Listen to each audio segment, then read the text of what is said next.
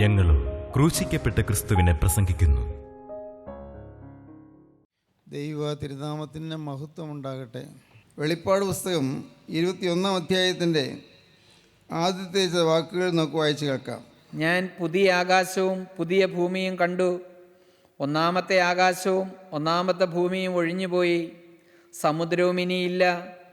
പുതിയ യെരുശലേം എന്ന വിശുദ്ധ നഗരം ഭർത്താവിനായി അലങ്കരിച്ചിട്ടുള്ള മണവാട്ടിയെപ്പോലെ ഒരുങ്ങി സ്വർഗത്തിൽ നിന്ന്, ദൈവസന്നിധിയിൽ നിന്ന് തന്നെ ഇറങ്ങുന്നതും ഞാൻ കണ്ടു. സിംഹാസനത്തിൽ നിന്ന് ഒരു മഹാശബ്ദം പറയുന്നതായി ഞാൻ കേട്ടത്, ഇതാ മനുഷ്യരോടുകൂടെ ദൈവത്തിൻ്റെ കൂടാരം, അവൻ അവരോടുകൂടെ വസിക്കും, അവർ അവൻ്റെ ജനമായിരിക്കും. ദൈവം താൻ അവരുടെ ദൈവമായി അവരോടുകൂടെ ഇരിക്കും. അവൻ അവരുടെ കണ്ണിൽ നിന്ന് കണ്ണുനീരെല്ലാം തുടച്ചു കളയും. ഇനി മരണമുണ്ടാകയില്ല, ദുഃഖവും മുറവിളിയും കഷ്ടതയും ഇനി ഉണ്ടാകയില്ല. ഒന്നാമത്തേത് കഴിഞ്ഞുപോയി. സിംഹാസനത്തിലിരിക്കുന്നവൻ, ഇതാ ഞാൻ സകലവും പുതുതാക്കുന്നു എന്ന് അരുളി ചെയ്തു. ഇതാ ഞാൻ സകലവും പുതുതാക്കുന്നു. സകലവും പുതുതാക്കുന്നതിനായ കർത്താവായ യേശു ക്രിസ്തു. ചിലത് പുതുതാക്കുന്ന പലരുണ്ട്, പലതും പുതുതാക്കുന്ന അനേകരുണ്ട്. എന്നാൽ എല്ലാം പുതുതാക്കുന്ന കർത്താവായ യേശു ക്രിസ്തു മാത്രമാണ്. ഇതാ ഞാൻ സകലവും പുതുതാക്കുന്നു എന്ന് കർത്താവ് അരുളി ചെയ്യുന്നു. ഞാൻ പുതിയ ആകാശവും പുതിയ ഭൂമിയും കണ്ടു. ഒന്നാമത്തെ ആകാശവും ഒന്നാമത്തെ ഭൂമിയും ഒഴിഞ്ഞുപോയി എന്നാണ് ഇവിടെ നാം വായിച്ച് കേട്ടത്. ഇപ്പോഴത്തെ ഈ ഭൂമി ഒഴിഞ്ഞു മാറും, ഇപ്പോഴത്തെ ആകാശവും മാറിപ്പോകും, ഈ അന്തരീക്ഷം മുഴുവൻ മാറിപ്പോകും. ഒരു പുതിയ ഭൂമിയും പുതിയ ആകാശവും ഉണ്ടാകും. അപ്പോസ്തലനായ പത്രോസിൻ്റെ 2-ാമത്തെ ലേഖനത്തിൻ്റെ 3-ാം അധ്യായത്തിൻ്റെ 10-ാം വാക്യം മുതൽ വായിക്കുമ്പോൾ എഴുതിയിരിക്കുന്നത് നമുക്ക് വായിക്കാം, ശ്രദ്ധയോട് കേൾക്കാം. കർത്താവിൻ്റെ ദിവസമോ കള്ളനെ പോലെ വരും. കർത്താവിൻ്റെ ദിവസമോ കള്ളനെ പോലെ വരും. അന്ന് ആകാശം കൊടുമുഴക്കത്തോടെ ഒഴിഞ്ഞു പോകും. അന്ന് ആകാശം കൊടുമുഴക്കത്തോടെ ഒഴിഞ്ഞു പോകും. മൂലപദാർത്ഥങ്ങൾ കത്തി അഴിയുകയും ഭൂമിയും അതിലുള്ള പണികളും വെന്തുപോകുകയും ചെയ്യും. ആകാശം മുഴുവനായി മാറിപ്പോകും, അന്തരീക്ഷം മാറിപ്പോകും. മൂലപദാർത്ഥങ്ങൾ വെന്തുരുകുന്നു, എല്ലാം വെന്തഴിഞ്ഞു പോകും. മൂലപദാർത്ഥങ്ങൾ, മിനറൽസ്, മെറ്റൽസ്, സോൾട്ട്സ് എല്ലാം കത്തിപ്പോകും. ആകാശം കൊടുമുഴക്കത്തോടെ ഒഴിഞ്ഞു പോകും. മൂലപദാർത്ഥങ്ങൾ കത്തി അഴിയുകയും ഭൂമിയും അതിലുള്ള പണികളും വെന്തു പോവുകയും ചെയ്യും. പ്രിയപ്പെട്ടവരെ, എല്ലാം മാറിപ്പോകും. ഇന്ന് നാം ഈ ഭൂമിയിൽ പടുതുയർത്തുന്നതായ കെട്ടിടങ്ങളെല്ലാം തകർന്നു പോകും, എല്ലാം കത്തിപ്പോകും. ബാക്കിയൊന്നും കാണുകയില്ല. പൊടിപടലങ്ങളായി എല്ലാം തീർന്നു മാറിപ്പോകും. പിന്നീടാണ് ഒരു പുതിയ ആകാശം പുതിയ ഭൂമി ഉണ്ടാകുന്നത്. ഇതെല്ലാം ദൈവത്തിൻ്റെ വചനമാണ്. വചനം പറയുന്നത് ഇന്ന് നമുക്ക് ശാസ്ത്രജ്ഞന്മാർ പറയുന്ന ചില വാക്കുകൾ കൂടി നമുക്ക് മനസ്സിലാകുന്നുണ്ട്. ഈ വചനമെല്ലാം അക്ഷരീയമായി നിറവേറിക്കൊണ്ടിരിക്കുന്നുവെന്ന്. എല്ലാം മാറിപ്പോകും. വേദപുസ്തകം പറയുന്നു, വചനം പറയുന്നു, ആകാശം കൊടുമുഴക്കത്തോടെ ഒഴിഞ്ഞു പോകും. മൂലപദാർത്ഥങ്ങൾ കത്തി അഴിയുകയും ഭൂമിയും അതിലുള്ള പണികളും വെന്തു പോവുകയും ചെയ്യും. ഇന്നത്തെ ഈ ഭൂമി അത് മാറിപ്പോകും. പുതിയൊരാകാശം പുതിയ ഭൂമി ഉണ്ടാകും. അതൊരു നിത്യയുഗത്തെ കാണിക്കുന്നു, നിത്യയുഗം. ആ പുതിയ ആകാശം പുതിയ ഭൂമിയും ഒരു നിത്യയുഗം.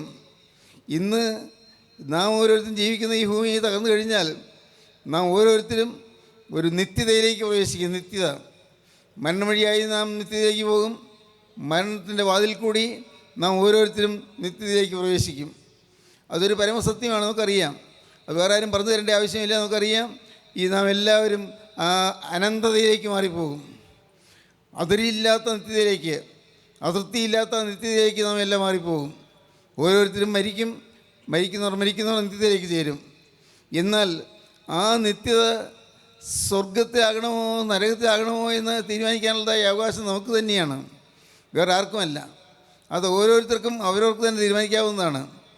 എൻ്റെ മരണശേഷം ഞാൻ നിത്യതയിൽ സ്വർഗത്തിൽ എത്തിച്ചേരണമോ അതോ നിത്യതയിൽ ഘോരാന്ധകാരമായ ഭീകരദണ്ഡനത്തിലേക്ക്, നരകത്തിൻ്റെ തീയിലേക്ക് ഞാൻ പോകണമോ എന്ന് തീരുമാനിക്കാനുള്ളതായ അവകാശം നമുക്ക് തന്നെയാണ്. നാമാണ് തീരുമാനിക്കേണ്ടത്. ദൈവത്തിന് സ്തോത്രം. അതിനുള്ള സ്വകീയമായ എല്ലപ്പാടുകളാണ് നമുക്ക് തിരുവചനത്തിൽ കിട്ടിക്കൊണ്ടിരിക്കുന്നത്. നാം ഓരോ പ്രസംഗം കേൾക്കുമ്പോഴും തിരുവചനത്തിൻ്റെ ദൂതുകൾ കേൾക്കുമ്പോഴെല്ലാം നമുക്ക് ലഭിക്കുന്നത് നിത്യതയ്ക്ക് വേണ്ടിയുള്ളതായ ഒരുക്കമാണ്, നിത്യസ്വർഗത്തേക്ക് പോകാനുള്ളതായ ഒരുക്കമാണ്. അവിടെ സഭാഭേദമില്ല, അവിടെ സമുദായ വ്യത്യാസമില്ല. നിത്യതയിൽ അവിടെ കക്ഷി പരിഗണനയില്ല. അവിടെ മനുഷ്യൻ മാത്രം. എന്താണത്? സാധാരണ മനുഷ്യനല്ല, രൂപാന്തരം പ്രാപിച്ച മനുഷ്യൻ മാത്രം. രൂപാന്തരം പ്രാപിച്ച് ഈ ശരീരമാകുന്ന മൺകട്ട ഉടഞ്ഞു പോകും. അതിനുശേഷം ആത്മാവ് നിത്യതയിലേക്ക് പറന്നുയരും. നാം എല്ലാവരും ഇത് അനുഭവിക്കാൻ പോവുകയാണ്. നമുക്ക് ആർക്കും മാറ്റമില്ല. നാം എല്ലാവരും മരണ വഴിയായി കടന്നു പോകും. പ്രിയപ്പെട്ടവരെ, നമ്മുടെ ജീവിതത്തിൽ നാം കാതലായി ചിന്തിക്കണം, ഗൗരവമായി ചിന്തിക്കണം. എൻ്റെ നിത്യത ഞാൻ എവിടെയാണ് കഴിക്കേണ്ടതെന്ന്. നമുക്ക് സംശയമില്ല, ഞാൻ സ്വർഗ്ഗത്തിൽ എത്തണം. സ്വർഗമുണ്ടെന്ന് നമുക്കറിയാം, കേട്ടിട്ടുണ്ടല്ലോ, സ്വർഗമുണ്ടെന്നറിയാം. പക്ഷേ ഞാൻ സ്വർഗ്ഗത്തിൽ എത്തണമെന്ന് ആഗ്രഹിക്കുന്നുണ്ടെങ്കിൽ പോലും പലരും സ്വർഗ്ഗത്തിലെത്താൻ പോകുന്നില്ല. ക്ഷമിക്കണം, പലരും സ്വർഗ്ഗത്തിലെത്താൻ സാധ്യതയില്ല. കാരണം വിശുദ്ധന്മാർക്ക് വേണ്ടി ഒരുക്കിയിരിക്കുന്നതാണ് സ്വർഗരാജ്യം. വിശുദ്ധന്മാർ മാത്രം, വിശുദ്ധന്മാരായിട്ടുള്ളവർക്ക് മാത്രമേ സ്വർഗരാജ്യത്തിൽ പ്രവേശനമുള്ളൂ. കർത്താവായ യേശു ക്രിസ്തുവിൻ്റെ തിരു രക്തത്താൽ വീണ്ടെടുക്കപ്പെട്ടവർ, കർത്താവായ യേശു ക്രിസ്തുവിൻ്റെ തിരു രക്തത്താൽ കഴുകപ്പെട്ടവർ, അങ്ങനെ ഈ ഭൂമി വെച്ച് വിശുദ്ധന്മാരായി തീർന്നവർക്ക് മാത്രമേ സ്വർഗത്തിൽ എത്താൻ സാധ്യതയുള്ളൂ. ദൈവത്തിന് സ്തോത്രം. അത് പ്രത്യേകം ഗവനിക്കേണ്ട കാര്യമാണ്, ഗൗരവമായി കണക്കാക്കേണ്ടതാണ്. എന്തുകൊണ്ടെന്നാൽ നമ്മുടെ ഈ താൽക്കാലിക ജീവിതം കഴിഞ്ഞ് നിത്യമായ യാതനയിലേക്ക് നാം ആരും പോകരുത് എന്നുള്ളതുകൊണ്ട്. നിത്യമായ യാതനയിലേക്ക്, നിത്യമായ ജനനത്തിലേക്ക് നാം ആരും പോകരുത്. പ്രിയപ്പെട്ടവരെ, ഇന്ന് പക്ഷേ മനുഷ്യൻ ലക്ഷ്യം മറന്ന് ജീവിക്കുന്നു. അനേകരും എൻ്റെ ലക്ഷ്യം എന്താണ് എന്നുള്ളത് മറന്നു പോകുന്നു, ലാക്ക് മറന്നു പോകുന്നു. എന്നാൽ നമുക്ക് ഓരോരുത്തർക്കും ഒരു ലാക്കുണ്ട്, ഒരു ലക്ഷ്യമുണ്ട്. എന്താണ് ലക്ഷ്യം? കർത്താവേ, മരണശേഷമുള്ള നിത്യതയിൽ ഞാൻ സ്വർഗ്ഗത്തിൽ എത്തിച്ചേരണം. പ്രിയപ്പെട്ടവരെ, നാം ഗൗരവമായി കണക്കാക്കേണ്ട ഒരു വിഷയമാണിത്. ഗൗരവമായി കണക്കാക്കണം. ദൈവത്തിന് സ്തോത്രം. സഹോദരങ്ങളെ, നാം നമ്മുടെ പൂർവികന്മാർ കടന്നുപോയി, നമുക്ക് അറിയാം. അവർ അക്കദേശത്തേക്ക് കടന്നുപോയി, മരണ വഴിയെ കടന്നുപോയി. എന്നാൽ ഇന്ന് ജീവിക്കുന്ന നാം ഓരോരുത്തരും ഇനി ഒരു 50 കൊല്ലം കഴിഞ്ഞാൽ എത്ര പേരുണ്ടായിരിക്കും? എന്നാൽ ഇന്ന് ജീവിക്കുന്ന ആളൊരു 70 കൊല്ലം കഴിഞ്ഞാലോ, അല്ല ഒരു 80 കൊല്ലം കഴിഞ്ഞാലോ, ഇപ്പോൾ ഈ ഭൂമിയുള്ളവരിൽ വളരെ ചുരുക്കം പേർ മാത്രം, അപൂർവം പേർ മാത്രം. എന്നാൽ പ്രിയപ്പെട്ടവരെ, നാം ഓരോരുത്തരും കടന്നു പോകും.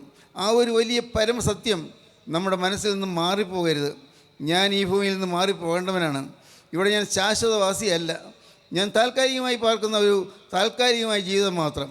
ഇത് വളരെ നിസ്സാരമായൊരു ജീവിതം, ആയുസ് മാത്രം. എന്നാൽ 80 100 കൊല്ലമല്ല, 10,000 കൊല്ലമല്ല, 10,000 കോടി കൊല്ലങ്ങളല്ല, അനന്തതയാകുന്ന നിത്യത. ഇറ്റേണിറ്റി ഈസ് എ റിയാലിറ്റി നിങ്ങൾ കേട്ടിട്ടുണ്ടല്ലോ. നിത്യത എന്ന് പറയുന്ന ഒരു വാസ്തവികതയാണ്. ആ നിത്യതയിലേക്ക് എത്തിച്ചേരാൻ നമുക്ക് സാധിച്ചില്ലെങ്കിൽ നമ്മുടെ ജീവിതം പരാജയമായി പോകും. ദൈവത്തിന് സ്തോത്രം.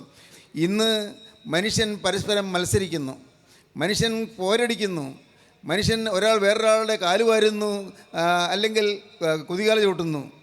ഇന്ന് വഴക്കും ബഹളവും വർദ്ധിക്കുന്നു. കുടുംബങ്ങളിൽ സ്വസ്ഥതയില്ല. കൊച്ചു കുടുംബങ്ങളിൽ സ്വസ്ഥതയില്ല, സമാധാനമില്ല. നമുക്കറിയാമല്ലോ, നമ്മുടെ ഓരോരുത്തരുടെയും കുടുംബം നോക്കൂ. കുടുംബത്തിൽ അപ്പനുണ്ട്, അമ്മയുണ്ട്, മക്കളുണ്ട്, എല്ലാം ഉണ്ട്.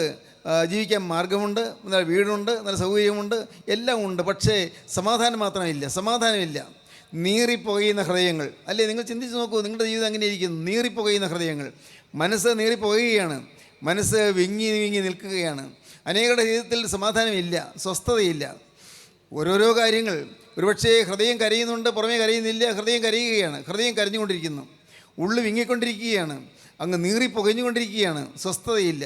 എന്തെല്ലാമോ ചില അസ്വസ്ഥതകൾ മനസ്സിനെ അലട്ടിക്കൊണ്ടിരിക്കുന്നു. അല്ലെ, അങ്ങനെയാണല്ലോ. എന്നാൽ ദൈവത്തിന് സ്തോത്രം, സാക്ഷാൽ ജീവനുള്ള ക്രിസ്തുവിൻ്റെ തിരുരക്തത്താൽ കഴുകപ്പെട്ട ഒരു വിശ്വാസി, അവൻ്റെ ഭവനം സ്വർഗീയ ഭവനമായിരിക്കും. സ്വർഗീയ ഭവനം. നമ്മുടെ ഓരോരുത്തരുടെയും കൊച്ചു വീടുകൾ കൊച്ചു സ്വർഗങ്ങളായി തീരണം. കൊച്ചു സ്വർഗങ്ങൾ. സ്വർഗസ്ഥനായ ഞങ്ങളുടെ പിതാവേ, നിൻ്റെ രാജ്യം വരണമേ നാം പ്രാർത്ഥിക്കുന്നുണ്ടല്ലോ. എന്നാൽ സ്വർഗത്തിലെ ദൈവത്തിൻ്റെ രാജ്യം വരണത് എങ്ങനെ വരും? എൻ്റെ ഉള്ളിൽ യേശുവിൻ്റെ രാജ്യം വരണം. എൻ്റെ ഉള്ളിൽ യേശു വരണം. പ്രിയപ്പെട്ടവരെ, നിങ്ങളുടെ ഉള്ളിൽ യേശു വരണം. യേശു ഉള്ളതിൽ വരുമ്പോൾ അവിടെ സ്വർഗമായി തീരും. യേശു ഉള്ളയിടമാണ് സ്വർഗം. നമ്മുടെ ഹൃദയത്തിലേക്ക് യേശു വരണം. യേശു വരുമ്പോൾ അവിടെ ഒരു പുതുമ ലഭിക്കും. പുത്തൻ ജീവിതമായി തീരും, പുത്തൻ ഹൃദയമായി തീരും, പുതിയ ഹൃദയമായി തീരും. യേശു വരുന്നു ഹൃദയത്തിലേക്ക്. യേശു ഹൃദയത്തിൽ വരുമ്പോൾ ഹൃദയം സമാധാനപൂർണ്ണമായി തീരും. യേശു വസിക്കുന്നതാണ് സ്വർഗമായി തീരും. ഹൃദയം, ഒരു മനുഷ്യൻ്റെ ഹൃദയം സ്വസ്ഥമായി തീരുന്നു. അപ്പോൾ അവൻ്റെ വീട് മറ്റുള്ളവരിലേക്ക് ആ സ്വസ്ഥതയും സ്നേഹവും സന്തോഷവും അണമുറിയാതെ ഒഴുകുകയും അവരും ആ അനുഭവത്തിലേക്ക് വരികയും ചെയ്യുന്നു. അങ്ങനെ വീട്ടിലുള്ള എല്ലാവരും സ്വർഗസന്തോഷം അനുഭവിക്കുന്നതായി തീരും. അപ്പോൾ കുടുംബം സ്വർഗമായി തീരും. നമ്മുടെ കുടുംബങ്ങൾ സ്വർഗമായി തീരേണ്ടതാണ്. സ്വർഗീയ സൗഭാഗ്യം. ഒന്ന് ഞാൻ പറയട്ടെ, നിങ്ങൾ വിശ്വസിക്കൂ, ഈ ഭൂമിയിൽ സ്വർഗം അനുഭവിക്കുന്നില്ലെങ്കിൽ കടന്നു ചെല്ലുമ്പോൾ ഒരു സ്വർഗം കിട്ടുമെന്ന് നിങ്ങൾ പ്രതീക്ഷിക്കേണ്ട. ദൈവത്തിന് സ്തോത്രം. ഈ ഭൂമിയിൽ സ്വർഗ സൗഭാഗ്യം അനുഭവിക്കുന്നില്ലെങ്കിൽ, ഈ ഭൂമിയിൽ സ്വർഗത്തിൻ്റെ സൗഖ്യവും സന്തോഷവും സമാധാനവും അനുഭവിക്കുന്നില്ലെങ്കിൽ കടന്നു ചെല്ലുമ്പോൾ ഒരു സ്വർഗം കിട്ടുമെന്ന് ആരും പ്രതീക്ഷിക്കേണ്ടതില്ല. അത് വെറും വ്യാമോഹം മാത്രമായിരിക്കും. അതുകൊണ്ട് ഇവിടെ വെച്ച് നമുക്ക് സ്വർഗം തുടങ്ങണം. ഇവിടെ സ്വർഗം തുടങ്ങണം. എന്താണ് വേണ്ടത്? പുതിയ ഒരു അനുഭവം നമുക്ക് വേണം, പുതിയൊരു ഹൃദയം നമുക്ക് വേണം, പുതിയ ഹൃദയം. മത്തായിയുടെ സുവിശേഷം 5-ാം അധ്യായത്തിൻ്റെ ആദ്യ ഭാഗ്യങ്ങൾ വായിക്കാം. ഹൃദയശുദ്ധിയുള്ളവർ ഭാഗ്യവാന്മാർ. ഹൃദയശുദ്ധിയുള്ളവർ ഭാഗ്യവാന്മാർ, അവർ ദൈവത്തെ കാണും. ഹൃദയശുദ്ധിയുള്ളവർ ഭാഗ്യവാന്മാർ, അവർ ദൈവത്തെ കാണും. ഹൃദയശുദ്ധിയുള്ളവർ ഭാഗ്യവാന്മാർ, അവർ ദൈവത്തെ കാണും. ദൈവത്തിന് സ്തോത്രം. എന്ന് പറഞ്ഞാൽ അക്ഷരീയമായി രൂപം കാണുകയല്ല, അക്ഷരീയമായി ഒരു രൂപം കണ്ട് വണങ്ങുകയല്ല. നേരെ മറിച്ച് ആന്തരികമായി ദൈവത്തെ കാണുന്നതായ ഒരു അനുഭവം നമുക്ക് ലഭിക്കും. പ്രിയപ്പെട്ടവരെ, ഞാൻ വളരെ എളിമയോടെ ചോദിച്ചുകൊള്ളട്ടെ, നിങ്ങളുടെ ജീവിതത്തിൽ യേശുക്രിസ്തു നിങ്ങളുടെ അരികത്വം നിൽക്കുന്നതെന്ന് നിങ്ങൾക്കൊരു ബോധ്യം കിട്ടുന്നുണ്ടോ? യേശുക്രിസ്തുവിൻ്റെ സാന്നിധ്യം കിട്ടുന്നുണ്ടോ? യേശുക്രിസ്തുവിൻ്റെ the very presence of Christ, ക്രിസ്തുവിൻ്റെ സാന്നിധ്യം നമുക്ക് കിട്ടുന്നുണ്ടോ? ക്രിസ്തുവിൻ്റെ അടുക്കൽ ഉണ്ട് എന്നുള്ളൊരു സാന്നിധ്യം നമുക്ക് കിട്ടുന്നുണ്ടോ? എന്തെല്ലാം പ്രാർത്ഥന ചൊല്ലിയാലും, ഏതെല്ലാം നോമ്പുകൾ നോക്കിയാലും എല്ലാം നല്ലത്, ഏതെല്ലാം നമസ്കാരങ്ങൾ ചൊല്ലിയാലും, കർമ്മ പരിപാടികൾ എന്തെല്ലാം ഉണ്ടെങ്കിലും യേശുക്രിസ്തുവിൻ്റെ സാന്നിധ്യം കിട്ടുന്നില്ലെങ്കിൽ വ്യർത്ഥമല്ലേ ഈ ജീവിതം? യേശുക്രിസ്തുവിൻ്റെ സാന്നിധ്യം നമുക്ക് കിട്ടണം. അദൃശ്യനായ ക്രിസ്തു നമ്മുടെ അരികത്ത് ചേർന്ന് നിൽക്കുന്നതായി ബോധം നമുക്ക് കിട്ടണം. നമ്മുടെ ഉൾത്തേങ്ങലുകൾ മാറ്റുവാനും, നമ്മുടെ ഹൃദയ വിഷാദങ്ങൾ മാറ്റുവാനും, സമാധാനം തരുവാനും ക്രിസ്തു ചേർന്ന് നിൽക്കുന്നൊരു ബോധ്യം നമുക്ക് വേണം. എൻ്റെ ഹൃദയത്തിൻ്റെ വേദന കർത്താവ് അറിയുന്നു, എനിക്ക് സമാധാനം കർത്താവ് തരാൻ കർത്താവ് എനിക്ക് വേണ്ടി ഒരുക്കിയിരിക്കുന്നു, ആ യേശു എൻ്റെ അരികിലേക്ക് വന്നിരിക്കുന്നു എന്നുള്ളതായ ഒരു ബോധ്യം നമുക്ക് വേണം. അത് രാവും പകലും വേണം.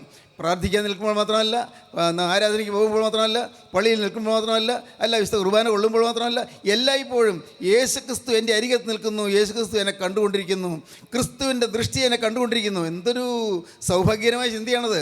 യേശുക്രിസ്തു എന്നെ കാണുന്നു. He so close to me, അവൻ എന്നോട് ഏറ്റവും അടുത്തിരിക്കുന്നു. സോ റിയൽ എ ഗോഡ്, അത്രമാത്രം സാക്ഷാത്തായ ക്രിസ്തു എൻ്റെ അരികത്ത് ചേർന്ന് നിൽക്കുന്നു. എന്തൊരു സൗഭാഗ്യം! ദൈവത്തിന് സ്തോത്രം. ക്രിസ്തു എൻ്റെ അരികത്തുണ്ട്, അവൻ്റെ വലതുഭാഗത്തുണ്ട്, അത് ഞാൻ കുലുങ്ങിപ്പോകുകയില്ല ദാവീദ് പറഞ്ഞു. യേശുക്രിസ്തുവിനെ വലതുഭാഗത്ത് നിർത്തിയിരിക്കുന്നു, വലതുഭാഗത്ത് നിൽക്കുന്നു, ഞാൻ കുലുങ്ങിപ്പോകുകയില്ല. ദൈവത്തിന് സ്തോത്രം. യേശുക്രിസ്തു എൻ്റെ കൂടെയുണ്ട് എന്നുള്ള ആ ഒരു ഉറപ്പ് നിങ്ങൾ പ്രാപിക്കണം. ഇന്ന് ഈ വചനം കേട്ടുകൊണ്ടിരിക്കുമ്പോൾ ഇപ്പോൾ നിങ്ങൾക്ക് ആ ഉറപ്പ് പ്രാപിക്കാൻ സാധിക്കും. നിങ്ങൾക്ക് ഹൃദയം ക്രിസ്തുവിൻ്റെ കരങ്ങളിലേക്ക് കൊടുക്കാൻ സാധിക്കും. നിങ്ങൾ പറയണം, കർത്താവേ, എനിക്ക് വേറെ ഒന്നും വേണ്ട. സ്തോത്രം. എനിക്ക് വേറെ ഒന്നും വേണ്ട, എനിക്ക് യേശു എൻ്റെ അരികത്ത് ചേർന്ന് നിന്നാൽ മതി. യേശു ഉണ്ടെങ്കിൽ അരികത്ത് നിന്നാൽ രോഗം മാറും. യേശു അരികത്ത് വന്നാൽ പാവങ്ങളെല്ലാം മാറും. യേശു അരികത്ത് വന്നാൽ നിങ്ങളുടെ ദുഃഖം മാറും. യേശു അരികത്ത് വന്നാൽ നിങ്ങളുടെ ഹൃദയം സ്വർഗമായി തീരും. യേശു അരികത്ത് വന്നാൽ നിങ്ങൾക്ക് സന്തോഷം അണമുറിയാതെ ഒഴുകാൻ തുടങ്ങും. നിങ്ങളുടെ ജീവിതം ആനന്ദസന്ദായകമായി തീരും. ദൈവത്തിന് സ്തോത്രം.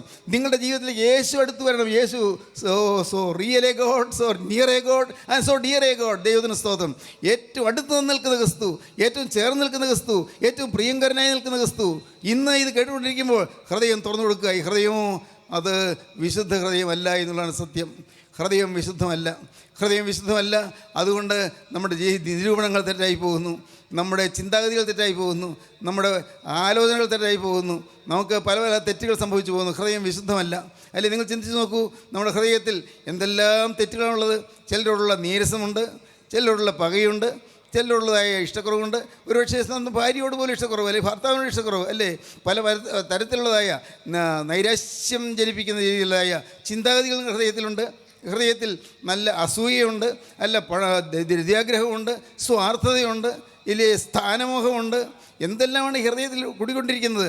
നമ്മുടെ ഓരോരുത്തരുടെ ഹൃദയം എന്ത് ഭീകരമാണെന്ന് തിരിച്ചറിഞ്ഞാൽ ഭാഗ്യം. നമുക്ക് നമ്മുടെ ഹൃദയം മാറണമെന്ന് ആഗ്രഹിച്ചു പോകും. എത്ര ഭീകരമാണ് എൻ്റെ ഹൃദയം! എല്ലാവരുടെയും ഹൃദയം അങ്ങനെ തന്നെയാണ്. എത്ര ഭീകരമാണ് എൻ്റെ ഹൃദയം! എത്ര ദുഷ്ടതയുള്ളതാണ് എൻ്റെ ഹൃദയം! എൻ്റെ ഹൃദയം ചിലപ്പോൾ സാധുക്കളെ കണ്ട് മനസ്സലിഞ്ഞെന്ന് വരാം, പക്ഷേ ചിലപ്പോഴെല്ലാം കഠിനമായിട്ട് പോകുന്നു. ഹൃദയം കഠിനമാണ്, ഹൃദയം കല്ലിച്ചിരിക്കുന്നു. ദൈവത്തിന് സ്തോത്രം. നമുക്ക് വായിക്കാം യെരമ്യാ പ്രവാചകന്റെ പുസ്തകം 17-ാം അധ്യായത്തിൽ നമുക്ക് കാണാം. 17-ാം അധ്യായം 1-ാം വാക്യം നമുക്ക് വായിക്കാം. യഹൂദയുടെ പാപം ഇരുമ്പെഴുത്താണി കൊണ്ടും വജ്രത്തിൻ്റെ മുന കൊണ്ടും എഴുതി വച്ചിരിക്കുന്നു.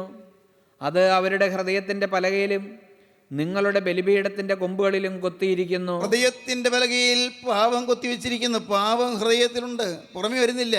പുറമേ ഭംഗിവാക്ക് പറയാൻ പറ്റും, പുറമേ പഞ്ചാര വാക്ക് പറയാൻ പറ്റും, പുറമേ ആളുകൾ കാണുമ്പോൾ ചിരിക്കാൻ പറ്റും, പുറമേ ഭംഗി സ്നേഹം അഭിനയിക്കാൻ പറ്റും. പക്ഷേ അകത്തോ ഹൃദയത്തിൽ പാപം, ഹൃദയത്തിൽ പാപം അവിടെ എഴുതി വച്ചിരിക്കുന്നു. ഹൃദയ പലകയിൽ പാവം എഴുതി വച്ചിരിക്കുന്നു. യഹൂദയുടെ പാപം ഇരുമ്പെഴുത്താണി കൊണ്ട് എഴുതി വച്ചിരിക്കുന്നു. അത് ഹൃദയപ്പലകയിൽ എഴുതി വച്ചിരിക്കുന്നു. നമ്മുടെ ജീവിതത്തിൽ പാപം ഹൃദയത്തിൽ വാഴുന്നു. ഹൃദയം വിശുദ്ധമല്ല. കർത്താവ് പറയുന്നു, ഈ ഹൃദയം പുതുതാക്കി തരാമെന്ന്. പുതിയ ഹൃദയം ഞാൻ സകലവും പുതുതാക്കുന്നു എന്ന് യഹോവ അരുളി ചെയ്യുന്നു. ഞാൻ സകലവും പുതുതാക്കുന്നു. സകലവും പുതുതാക്കുന്ന കർത്താവായ യേശു ക്രിസ്തു നിങ്ങൾ ആഗ്രഹിക്കുമെങ്കിൽ ഹൃദയം പുതുക്കി തരും. ഹൃദയം പുതുക്കി തരും. നിരാശയുണ്ടായിരുന്ന ജീവിതം അത് പ്രത്യാശാഭരിതമായി തീരും. നിങ്ങളുടെ ജീവിതത്തിലെ കേടുകൾ കർത്താവ് മാറ്റിത്തരും.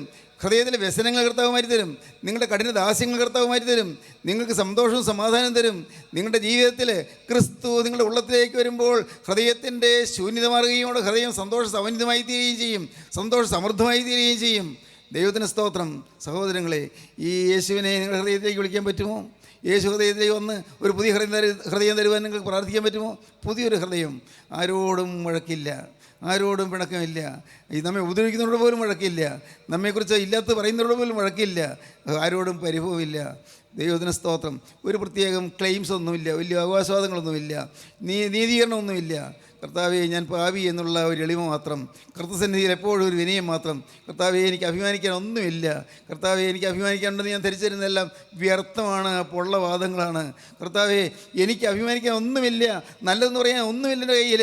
കർത്താവെ, എനിക്കുള്ളതെല്ലാം പാവമയമായൊരു ഹൃദയം മാത്രം, പാവമയമായൊരു ജീവിതം മാത്രം. കർത്താവെ, ഞാൻ പാവം ചെയ്യാത്തപ്പോഴും ഞാൻ പാവിയാണെന്നിപ്പോൾ ഞാൻ തിരിച്ചറിയുന്നു.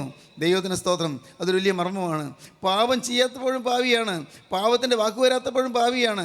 പാവത്തിൻ്റെ ചിന്ത വരാത്തപ്പോഴും പാവിയാണ്. കാരണം മനുഷ്യൻ പാവത്താൽ നിർമ്മിക്കപ്പെട്ടവനാണ്. പാവമാണ്.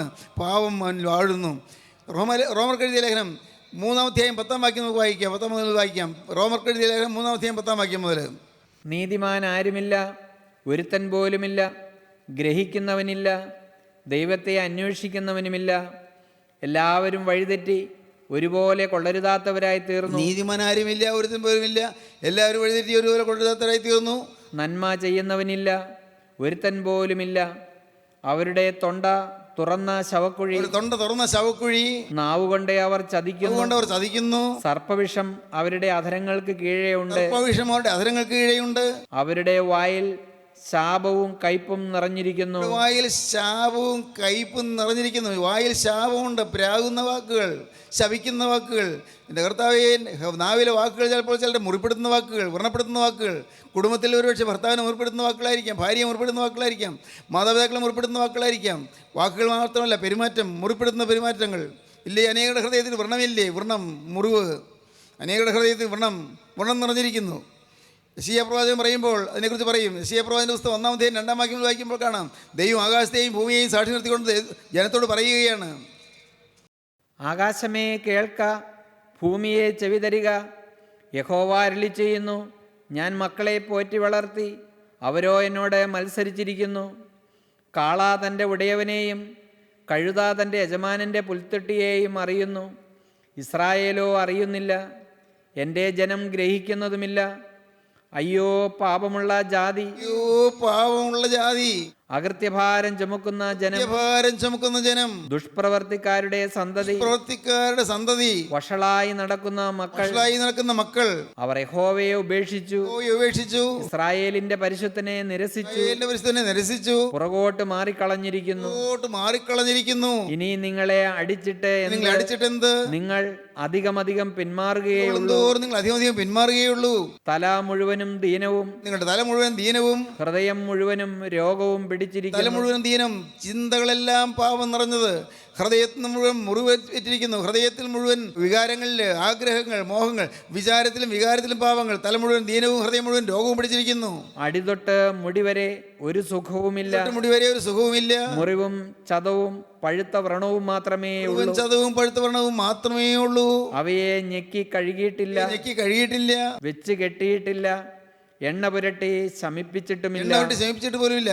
നെറുകന്തല മുതൽ ഉള്ളങ്കാൽ വരെയും അവരുടെ വ്രണങ്ങളാണ്. അങ്ങനെയുള്ള ഒരു അവസ്ഥ നിങ്ങൾ ചിന്തിച്ച് നോക്കൂ. നമ്മുടെ ആത്മാവിൻ്റെ അവസ്ഥയാണ് കർത്താവ് കാണിച്ചു തരുന്നത്. തല മുഴുവനും ദീനവും, ഹൃദയം മുഴുവൻ രോഗം പിടിച്ചിരിക്കുന്നു. ചിന്തയിലും പാവം, വികാരങ്ങളിൽ, മോഹങ്ങളിൽ പാവം. ഇതെല്ലാം അകത്ത് നടക്കുന്ന കാര്യങ്ങളാണ്. അങ്ങനെ ആത്മാവിൽ വ്രണപ്പെട്ടിരിക്കുന്നു. എൻ്റെ ബഹുമാന്യ സഹോദരങ്ങളെ, ഇന്ന് ഈ വാക്കുകൾ നിങ്ങൾ കേൾക്കുമ്പോൾ നിങ്ങളുടെ അരികത്ത് നിൽക്കുന്ന കർത്താവിനോട് പറയണം, രഹസ്യമായി പറയണം, കർത്താവേ, എൻ്റെ ഹൃദയം ഒന്ന് പുതുക്കി തരണമേ, ഒരു പുതിയ ഹൃദയം തരണമേ.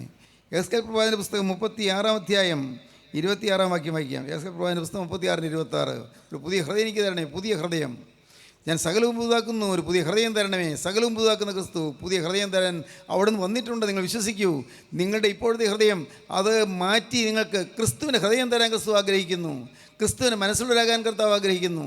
സാധിക്കുമോ? ഇത് തോന്നും ഇതൊക്കെ സാധിക്കുന്ന കാര്യമാണോ? ക്രിസ്തുവിൻ്റെ ഹൃദയം ലഭിക്കുക, അതുപോലുള്ള മനോഭാവം കിട്ടുക സാധിക്കുമോ? പ്രിയപ്പെട്ടവരെ, ഞാൻ വളരെ എളിമയോടെ പറയട്ടെ, ക്രിസ്തുവിൻ്റെ ഹൃദയം തരാൻ ക്രിസ്തു നമുക്ക് വേണ്ടി ഹൃദയം മുറിഞ്ഞ് കുരിശിൽ കിടന്ന് പിടഞ്ഞു. ദൈവത്തിന് സ്തോത്രം. ക്രിസ്തുവിൻ്റെ ഹൃദയം തരാൻ, യേശു ക്രിസ്തുവിൻ്റെ ഹൃദയം നമുക്ക് തരാൻ, ആ ക്രൂശിൽ ചൊരിഞ്ഞ രക്തം ക്രിസ്തുവിൻ്റെ പുതിയ ഹൃദയം നമുക്ക് തരും. വായിക്കാം.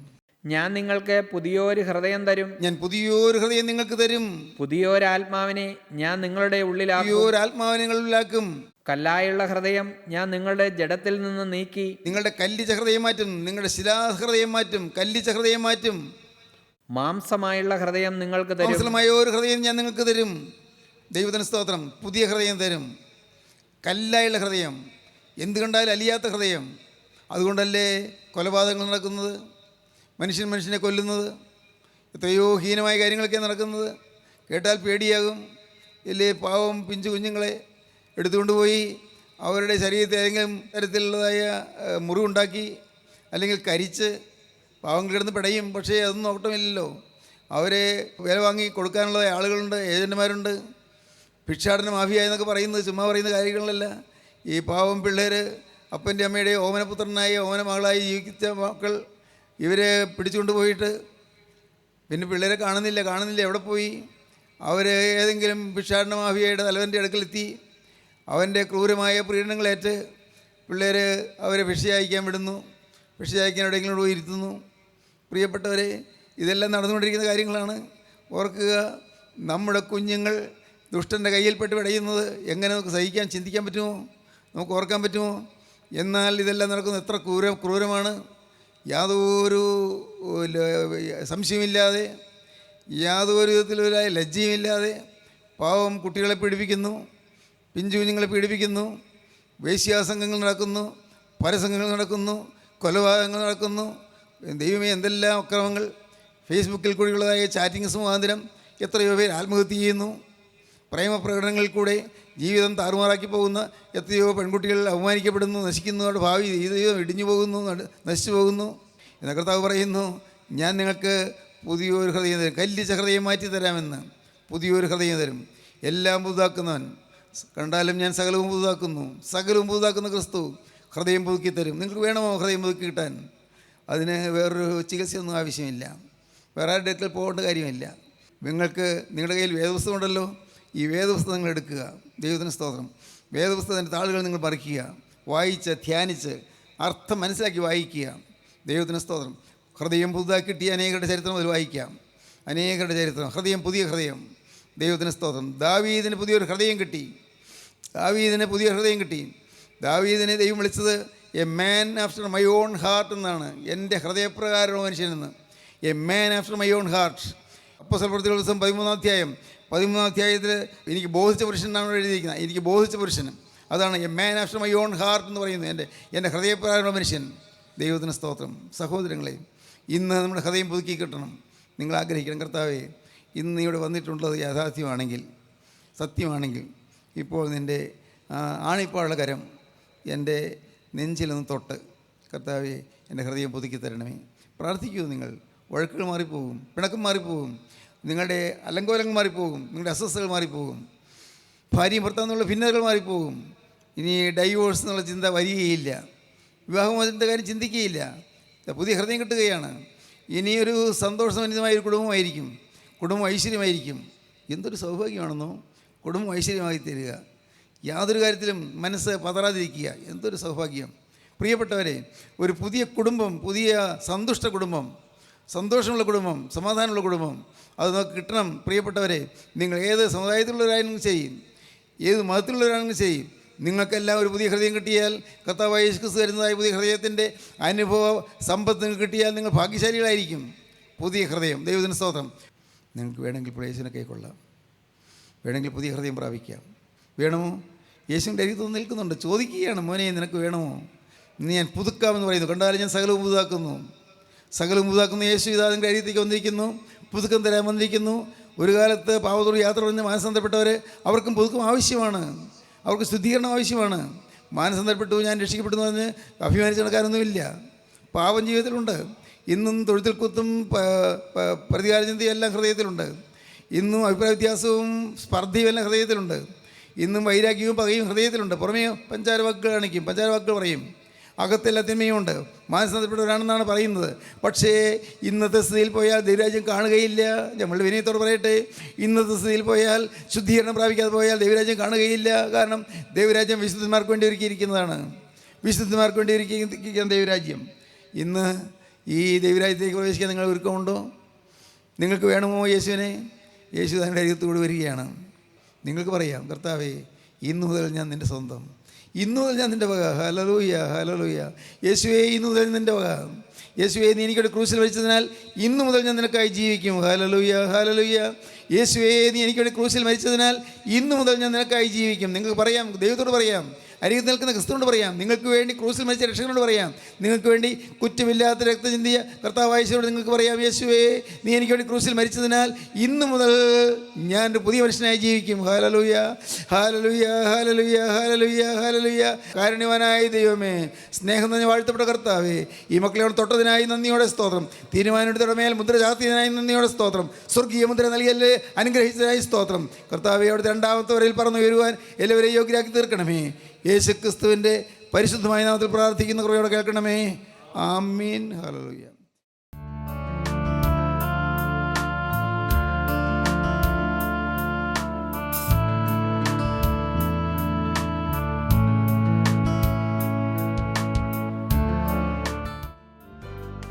അമൃതധാര എല്ലാ ശനിയാഴ്ചയും രാവിലെ 6:30 മുതൽ 7 മണി വരെ നിങ്ങളുടെ സൂര്യ TV-യിൽ.